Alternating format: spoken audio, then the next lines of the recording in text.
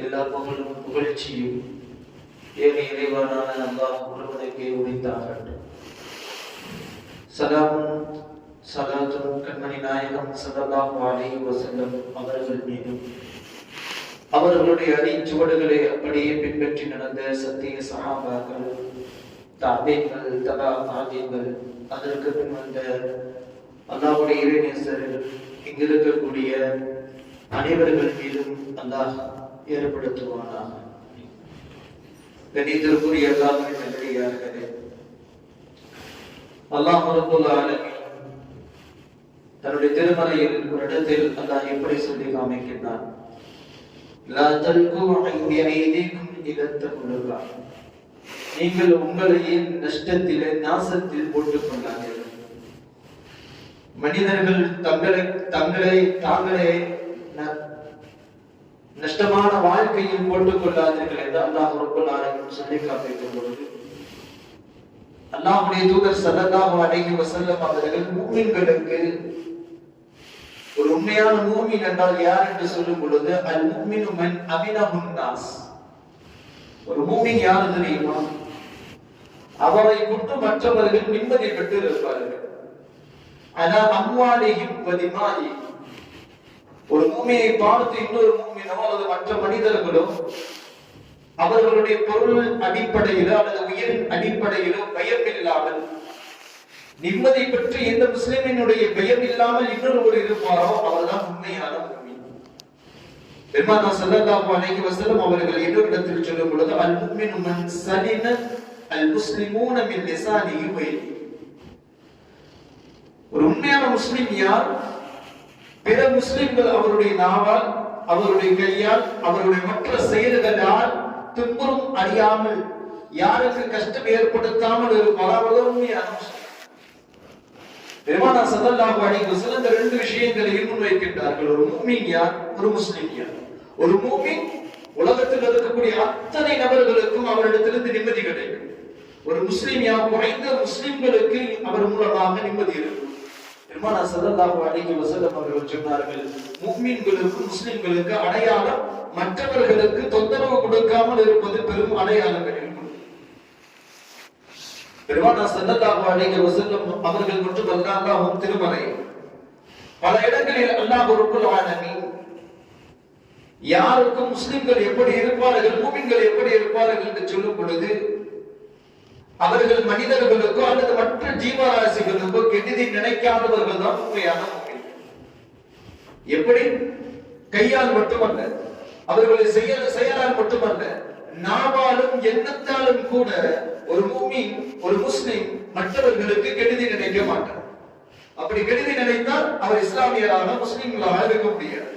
பெருமானார் ஸல்லல்லாஹு அலைஹி வஸல்லம் அவர்கள் சொல்லும் பொழுது, ஒரு முஃமினுடைய அடையாளமாக சொல்லும் பொழுது அல்லாஹ்வுடைய தூதர் சுருக்கமாக சொன்னார்கள், முஸ்லிம் என்றாலே மற்றவர்களுக்கு கெடுதி நினைக்காதவர், மற்றவர்களுக்கு இவர் மூலமாக தொந்தரவு போய் சேராதவர், மற்றவர்களுக்கு இவரால் உயிராலையோ அல்லது பொருளாலையோ நஷ்டம் யார் ஏற்படுத்த மாட்டாரோ அவர்தான் உண்மையான முஸ்லிம் முஃமின். எனவே கர்த்தரின் நல்லடியார்களே, அல்லாஹ் ரப்பல் ஆலமீன் பெருமானார் ஸல்லல்லாஹு அலைஹி வஸல்லம் அவர்கள் மூலமாக நமக்கு ஒரு அழகிய வாழ்க்கையை, ஒரு அழகிய வழிமுறையை அல்லாஹ் ஏற்படுத்தி இருக்கிறார். சஹாபாக்கள் இடத்தில் அல்லாஹ்வுடைய தூதர் ஸல்லல்லாஹு அலைஹி வஸல்லம் அவங்க கேட்கிறாங்க, அல்லாஹ் ரப்பல் ஆலமீன் மனிதனுடைய உடலில் அல்லாஹ் 360 இணைப்புகளை அல்லாஹ் ஏற்படுத்தி இருக்கிறார். ஒவ்வொரு நாளும் உங்களை காலையில எழுந்ததிலிருந்து அந்த 360க்கும் சரியாக செயல்படுவதற்கு அல்லாஹ்வுக்கு நீங்கள் சதகா செய்ய வேண்டும், தான தர்மங்கள் கொடுக்க வேண்டும் என்று அல்லாஹ்வுடைய தூதர் ஸல்லல்லாஹு அலைஹி வஸல்லம் அவங்க சொல்லும் பொழுது, அல்லாஹ்வுடைய தூதர் ஸல்லல்லாஹு அலைஹி வஸல்லம் சஹாபாக்கள் கேட்கிறாங்க, யா ரசூலுல்லாஹ், ஒரு நாளைக்கு 360 சதகாக்கள் எங்களுக்கு யாருக்கு செய்ய வேண்டும்? அல்லாஹ்வுடைய தூதர் ஸல்லல்லாஹு அலைஹி வஸல்லம் சொன்னார்கள், அடிக்கடி கொண்டு பல ஹதீஸ்களில் வருகின்றார்கள். பெருமானார் ஸல்லல்லாஹு அலைஹி வஸல்லம் சொன்னார்கள், பாதையில் போகும் பொழுது பாதையில் கிடைக்கக்கூடிய முள்களையும் அதில் இருக்கக்கூடிய கற்களையும் அகற்றுவதும் சதகா. ஒரு பாதையில் செல்லும் பொழுது ஒரு மரத்துடைய கிளை வரக்கூடிய நபர்களுக்கு இடையூறாக இருந்தால் அதை உடைப்பது சதகா. ஒரு இடத்தில் செத்த பிராணி செத்து கிடக்கின்றது, அதனுடைய நாட்டு மக்களுக்கு வீசும் பொழுது அதை அகற்றுவது சதகா. இப்படி அல்லாஹ்வுடைய தூதர் ஸல்லல்லாஹு அலைஹி வஸல்லம் பிறருக்கு உங்களால் முடிந்த அளவுக்கு உதவி செய்வதை எல்லாம் உங்களுக்கு அல்லாஹ் சதகாவாக செய்வார். எப்படி அல்லாஹ்வுடைய தூதர் ஸல்லல்லாஹு அலைஹி வஸல்லம் சஹாபாக்கள் கேட்கிறாங்க, யா ரசூலல்லாஹ் பாதைகளில் நாங்கள் எப்படி நடந்து கொள்வது? அல்லாஹ்வுடைய தூதர் ஸல்லல்லாஹு அலைஹி வஸல்லம் சொன்னார்கள், நீங்கள் பாதைகளில் அமர்ந்து பேசாதீர்கள்.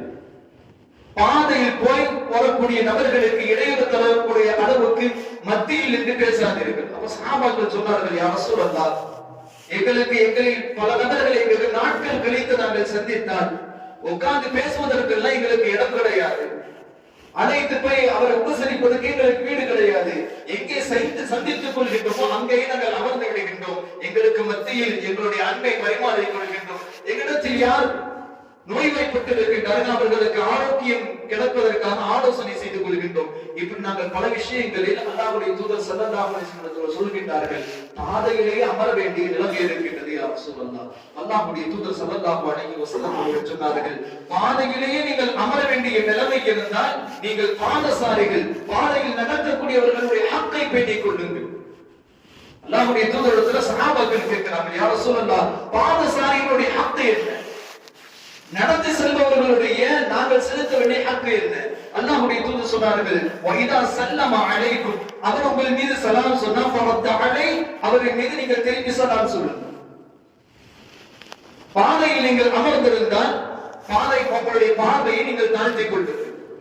பாதையில் கிடக்கக்கூடிய கெடுதி தரக்கூடிய இடையூறு தரக்கூடிய பொருட்களை பாதையிலிருந்து அகற்றி விடுங்கள். இதெல்லாம் பாதைசாரிகளுக்கு நீங்கள் செய்யக்கூடிய ஹக்கு.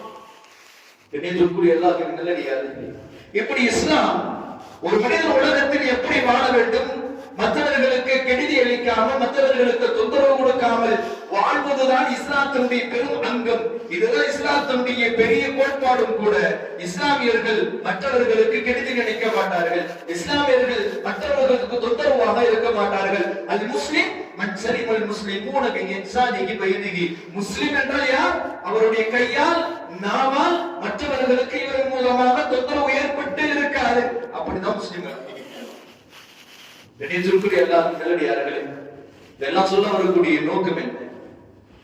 இன்றைக்கு சில நாட்களாக நாம் கவனித்துக் கொண்டு இருக்கின்றோம். வெளிநாடுகளில் இல்லை, வெளி மாநிலங்களில் இல்லை, வெளி ஊர்களில் இல்லை, நாம் வசிக்கக்கூடிய இந்த நமது ஊரில் சில நாட்களாக நடக்கக்கூடிய சில அசம்பாவிதங்களை பார்க்கின்றோம்.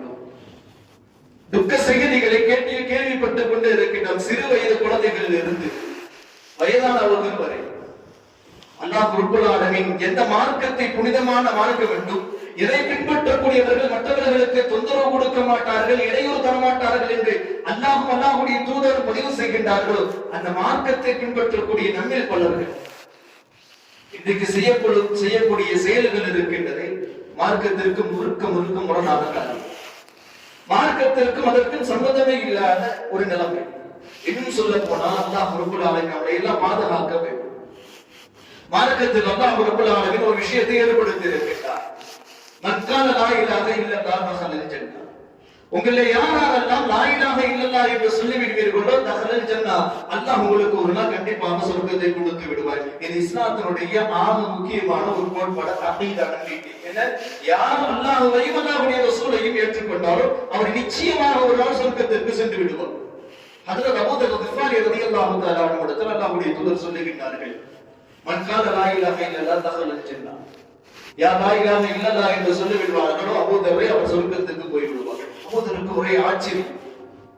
வைன் ஸனா வைன் ஸலத, யா ரசூல் அவர் விபச்சாரம் செய்திருக்கிறார், அவர் திருடி இருக்கிறார், இப்பயும் அவர் சொர்க்கத்துக்கு போய்வார்.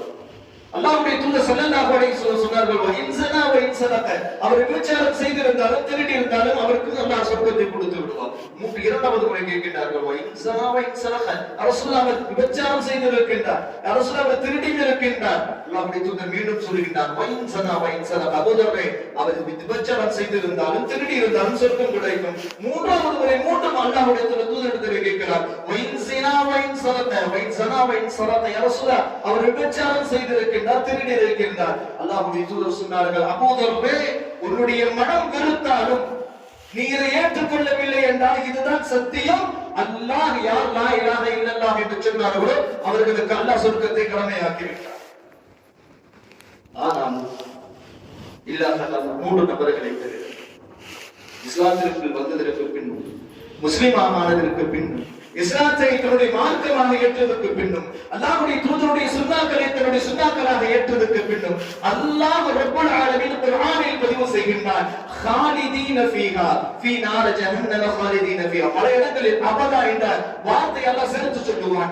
எங்கெல்லாம் திருவசனங்களில் அல்லாஹ்வுடைய வசனங்களில் அபதம் எக்காலமும் அவர்கள் நரகத்தில் இருப்பார்கள் என்று எங்கெல்லாம் எந்த பாவத்தை எல்லாம் முன்னிறுத்தி அல்லாஹ் அடிகோட்டிட்டு காட்டுகின்றானோ அங்கெல்லாம் சத்தியம் அல்லாஹ் அவர்களுக்கு சொர்க்கத்தை ஹராமாக்கி விட்டார்.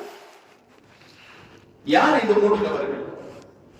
நாம் எல்லாம் விளங்கி வைத்திருக்கின்றோம். மார்க்கத்தை கபூல் செய்யவில்லை என்றால் அது நிராதர நரகம். அல்லாஹ்வும் குர்ஆனிலும் ஹதீஸிலும் நாம் எல்லாம் ஒருமித்த கருத்தில் இருக்கின்றோம். யார் இஸ்லாத்தை புறக்கணிப்பார்கள் நிரந்தர நரகம். ஆனால் அல்லாஹ் சொல்லுகின்றான், அல்லாஹ்வுடைய தூதர் சொல்லுகின்றார்கள், இஸ்லாத்தை கபூல் செய்ததற்கு பின்னாலும் இறைவனை ஏற்றுக்கொண்டதற்கு பின்னாலும் நபியுடைய சுன்னாக்களை தன்னுடைய சுன்னாக்களாக அங்கீகரித்ததற்கு பின்னாலும் கூட உங்களிடத்தில் 3 தவறுகள் இருந்தால் அந்த தவறுகள் மன்னிக்கப்படாது, தௌபா ஏற்றுக்கொள்ளக்கூடாது. அந்த 3 பாவங்களில் அல்லாஹ் ரப்பல் ஆலமீன் சொல்லக்கூடிய முதலாவது பாவம் அல்லாஹ்வுடைய தூதர் ஸல்லல்லாஹு அலைஹி வஸல்லம் அவர்கள் பதிவு செய்கின்றார்கள். அல்லாஹ் ரப்பல் ஆலமீன் சொல்றாங்க, "பாதிர்னி அபதி பினஃப்ஸிஹி ஹர்ரிமத் அலைஹில் ஜன்னah." என்னுடைய அடியான் என்னை வீடு முந்திக் கொள்கின்றான் பினஃப்ஸிஹி, தன்னுடைய உயிரை கைப்பற்றும் விஷயத்தில். நான் அவனுடைய உயிரை கைப்பற்றுவதற்கு முன்னால் எனக்கு முன்னால் அவன் முந்திக் கொள்கிறான். அப்படி யார் அல்லாஹ்வுடைய தக்தீருக்கு முன்னால் அல்லாஹ் இயற்கையான மரணத்தை கொடுப்பதற்கு முன்னால் தன்னுடைய உயிரை தானே மாய்த்துக் கொள்வானோ ஹர்ரிமத் அலைஹில் ஜன்னah, அவரின் மீது நிரந்தரமாக நரகம் ஹராமாக்கப்படும். முஸ்லிமானதற்கு பின்னால் யார் உலகத்தில் இருக்கக்கூடிய நடந்து ஏதோ ஒரு கஷ்டங்கள், ஏதோ ஒரு தொந்தரவுகள், ஏதோ ஒரு இன்னல் வாழ்க்கை நிம்மதி அல்லாத நிலைமை எப்படி இருந்தாலும் உலகத்தில் உயிரை மாய்த்துக் கொள்வதற்கு மார்க்கம் அனுமதி கொடுக்கவே இல்லை. அல்லாஹ் அதற்கு விதிவிலக்கு கொடுக்கவே இல்லை. எந்த நிலைமையில் இருந்தாலும் தானாக உயிரை மாற்றிக் கொள்வது நிரந்தர ஹராம், நிரந்தர நரகத்தில் கொண்டு போய் செலுத்திவிடும். இரண்டாவது மனிதர் யார்? வஹல்லல்லாஹுல் பைஅ வ ஹர்ரம ரிபா. இந்த ஆயத்தை வசனத்தை எல்லாம் சொல்லி காமிக்கிறார். யார் ஹராமாக யார் தன்னுடைய வியாபாரத்தில் அல்லது தன்னுடைய வியாபாரத்தையே வட்டியாக ஆக்கி கொண்டார்களோ, யார் அல்லாஹ் ஹராமாக்கியதை ஹலாலாக்கி வட்டியை உண்ணக்கூடியவர்களாக இருப்பார்களோ, அந்த வசனத்தினுடைய கடைசியில் அல்லாஹ் சொல்றான், ஃபௌலாயிக அஸ்ஹாபுன் நார் ஹும் ஃபீஹா காலிதுன். அவர்களும் நரகத்தில் இருப்பார்கள் எக்காலம். மூன்றாவது மனிதர்கள் யார்? அல்லாஹ்வுடைய தூதர் அல்லாஹ் ரப்பல் ஆலமீன் சொல்லுகிறார், ஐயத்துல் முஃமினன் முத்தஅம்மிதன். வேண்டுமென்றே தனக்கு தெரியும் நான் இந்த வேகத்தில் சென்றால் குறுக்கே வரக்கூடிய நபர்களை நான் மூத்தாக்கி விடுவேன் என்று உறுதியாக தெரிந்ததற்கு பின்னால் வேகம் எடுக்கின்றார். 2 சக்கர வாகனத்தில் அல்லது 4 சக்கர வாகனங்களில் கவனம் இல்லாமல் நன்றாக தெரியும் இந்த வேகத்தில் குறுக்க ஒரு மனிதன் வந்தால் அது மூமினாக இருக்கட்டும் அல்லது மாட்டார்களாக இருக்கட்டும், சத்தியமாக அந்த வேகத்தில் அடிபடக்கூடிய எந்த உயிரும் உலகத்தை விட்டு பிரியும் என்று உறுதியாக தெரிந்ததற்கு பின்னாலும் ஒரு முஃமினான மனிதனை கொலை செய்வது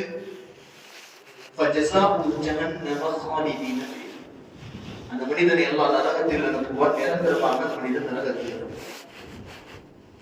தெரிந்த நிலையில் முஃமின்களை கொலை செய்வது, தெரியாம கொலை செய்தார், அதுக்கு அல்லாஹ் முன்னாடி வசனத்தில் சொல்றார், சமயப்பத்தில் முஃமினன், யார் ஒரு மனிதன் தெரியாத நிலையில் அறியாமல் ஒரு மனிதன் முஃமினான மனிதனை கொலை செய்து விட்டால் அவனுக்கு ஒரு அடிமையை உரிமை விட வேண்டும் என்ற அன்றைக்கு அல்லாஹ்வுடைய தூதருடைய காலத்துல சட்டம். அன்றைக்கு அடிமைகள் இருந்தார்கள். ஒரு முஃமினான மனிதனை வேண்டும் தெரியாமல் தவறுதலாக கொலை செய்து விட்டால் அதற்கு சட்டம் என்ன? ஒரு உண்மையான அடியாரை அடிமையாக இருக்கக்கூடியவர்கள் உரிமை விடுவது அன்றைக்கு உள்ள சட்டம். ஆனால் அல்லாஹ் ரப்பல் ஆலமீன் கீழே சொல்வது தெரிந்த நிலையில் வேண்டுமென்றே அல்லது மிக அறிந்த நிலையில ஒரு முஃமினை கொலை செய்வது அவரை நிரந்தர நரகத்தில் கொண்டு போய் சேர்த்து. இப்படி எல்லாம் ஒன்று இருக்கு. ஒரு முஃமினுடைய பொருளையோ அல்லது உயிரையோ நாம் அபகரிப்பதோ அதை திருடுவதோ அல்லது அதை வீணாக்குவதோ இது மார்க்கத்தில் ஹராமாக்கப்பட்டது. பெருமானார் ஸல்லல்லாஹு அலைஹி வஸல்லம் ஒரு சஹாபி வந்தார். முதலாவது கட்டம் என்ன தெரியுமா? அல்லாஹ் ரப்பல் ஆலமீன் குர்ஆன்ல சொல்லும்போது கு அன்ஃபுஸக்கும் அஹ்லீக்கும், உங்களை முதலாக உங்களை நீங்கள் நரகத்திலிருந்து பாதுகாத்துக் கொள்ளுங்கள். அதே போன்று உலகத்தில் முதலாக என்னுடைய உயிரை நான் பாதுகாப்பதின் மீது கட்டாயம். அதான் மார்க்கத்தில் சொல்லுவோம், எந்த உறுப்புகளை எல்லாம் கொடுத்தால் திரும்ப கிடைக்காதோ அந்த உறுப்புகளை தர்மம் செய்வது, அந்த உறுப்புகளை தியாகம் செய்வது ஹராம். மார்க்கத்தில் தடை செய்யப்பட்டது. யாருக்குமே மார்க்கத்தில் அனுமதி கிடையாது. கொடுப்பதற்கு அனுமதியான ஒரே ஒரு உறுப்பு என்ன, ஒரே ஒரு விஷயம் என்ன, உடலில் இருந்து ரத்தத்தை மட்டும் தானம் செய்யலாம். ஏன்? ரத்தம் மனிதனில் திரும்ப உருவாகக்கூடிய இன்னும் சில உறுப்புகள் இருக்கின்றன. அந்த உறுப்புகள் இருந்தால் திரும்பி வளரக்கூடிய எதற்கு வாய்ப்பு இருக்கும் அதை கொடுக்கலாம். இது இல்லாமல் எந்த உறுப்புகளை மனிதனுடைய உடலிலிருந்து பிரிக்கப்பட்டால், எடுக்கப்பட்டால், எது திரும்பி வராதோ, எது திரும்ப உருவாகாதோ அந்த உறுப்புகளை எல்லாம் எடுப்பது மார்க்கத்தில் ஹராம், தடை செய்யப்பட்டது. அல்லாஹ் ரப்பல் ஆலமீன் முதலாவது ஒரு மனிதனுக்கு தன்னுடைய உயிரை பாதுகாப்பது கட்டாயம்.